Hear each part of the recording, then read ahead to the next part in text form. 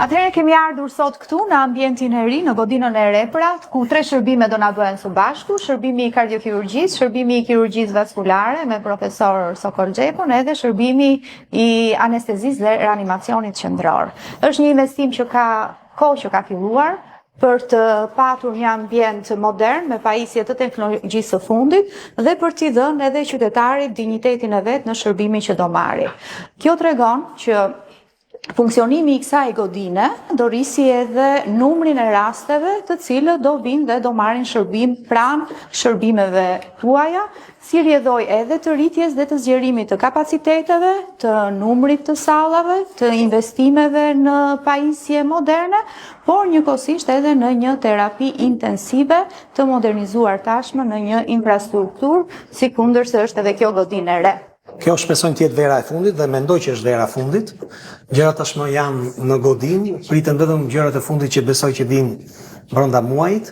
Megjithëse ne kemi rritur numrin e operacioneve, me kalimin në këtë qendër të re, ne do rrisim akoma më shumë, paktën me 10 deri në 15% numrin e operacioneve kardiake, sepse kemi një sallë në dispozicion më shumë dhe sigurisht duke pasur dhe një repart ku është i furnizuar me oksigjen me gjitha parametrat, pacientët nuk do rrinë më gjatë në reanimacion, por do dalin më shpejt në repart duke rritur turnoverin pra të krevateve të reanimacionit dhe kjo do na shtojë dhe numrin e operacioneve.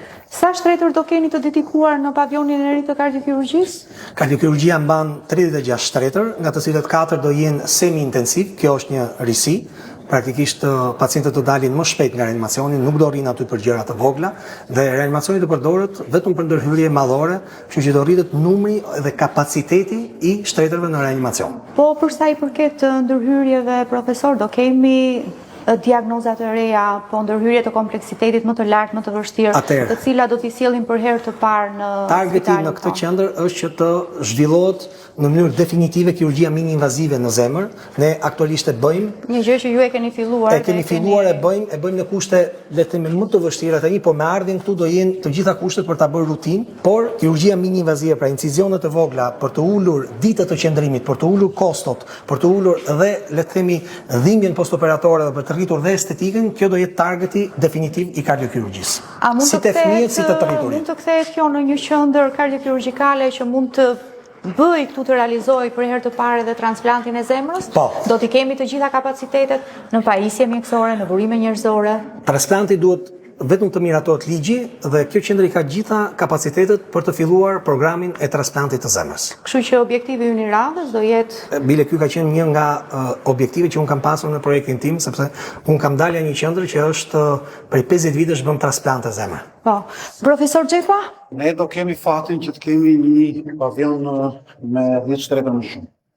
Pra nga 20 do të kemi 30 shtretër, dhe kjo për arsyeën sepse ne do të marrim përsipër siç po e bëjmë, edhe revaskularizmin, pra operacionet klasike dhe endovaskulare për këmbën diabetike.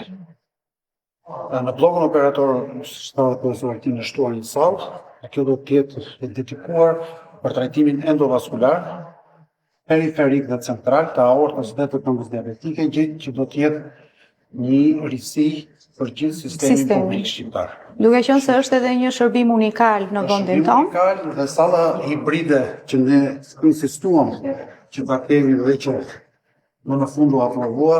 Pra edhe transferimi i 3 shërbimeve në një godinë të vetme e bën shërbimin të jetë më i konsoliduar, të jetë më multidisiplinar, por ndërkohë edhe rrugtimin e pacientit e bën shumë më të lehtë për të marrë brenda një godine të gjitha ato shërbime të nevojshme që nga momenti i diagnostikimit në kardiologji dhe mbyll ciklin e këtij shërbimi me kardiokirurgjin në bazë pra të diagnozës së këtij të trajtimit. Ndërkohë është shumë e rëndësishme të themi, profesor Xhepa, që ne kemi marrë edhe kërkesat për investime të reja në pajisje mjekësore, kështu që flotës së pajisjeve që ju kemi do t'i shtohet edhe angiografi monoplan, edhe të gjitha pastaj pajisje të tjera mjekësore sipas nevojave që ne po i mbledhim edhe në kuadër të hartimit të BBA-s për vitin 2027-2029. Shpresoj që këto gjëra të reja që do bëhen, shoqërohen me rritjen e buxhetit. Sigurisht të gjëra do shoqërohen me rritje të buxhetit. Buxheti edhe do mirë menaxhohet në bazë të nevojave, por duke patur edhe një buxhet i cili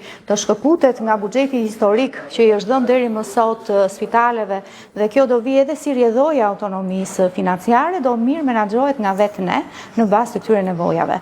Por ndërkohë gjetja e instrumentave, siç është për shembull ofrimi i paketave apo tarifimi i disa qytetarëve që vinë jashtë sistemit të referimit, e bën vetë Spitali Nën Tereza që të mbledh të ardhurat dytësore dhe t'i vëri në funksion të nevojave që ai ka sipas nevojave pra të shërbimeve.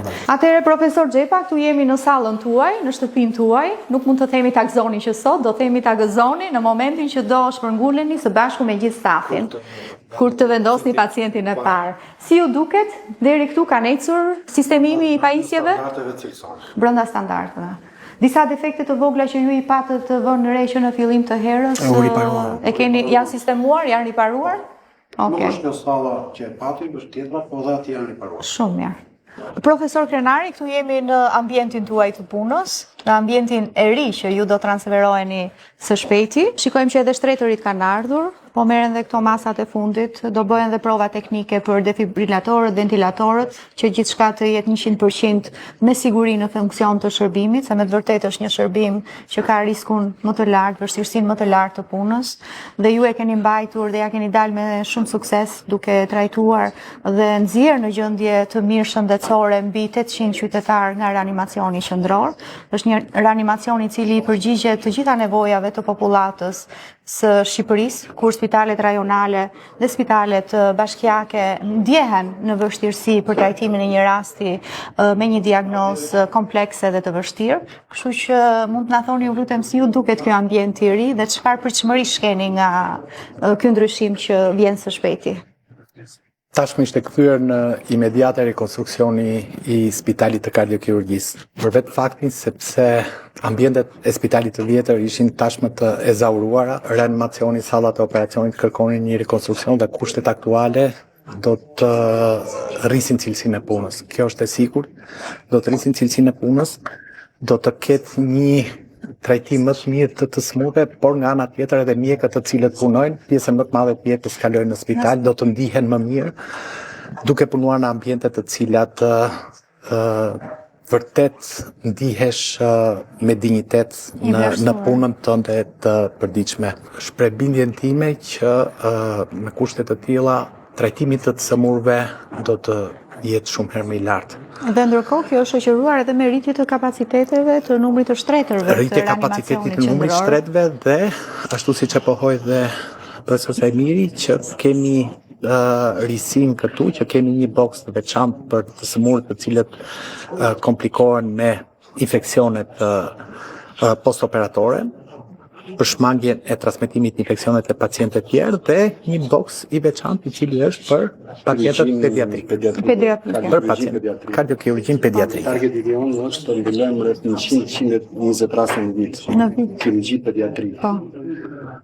Janë ambiente të tilla, ambiente të cilat i shërbejnë jo vetëm trajtimit të smurve, por i shërbejnë edhe brezit të ri, pasi neve jemi qendër spitalore universitare dhe qëllimi ynë është jo vetëm që të trajtojmë të smur, por edhe të prodhojmë mjek të rinj specialistë të cilët nesër do të përballojnë apo do të çojnë përpara punën e brezave të mëparshëm.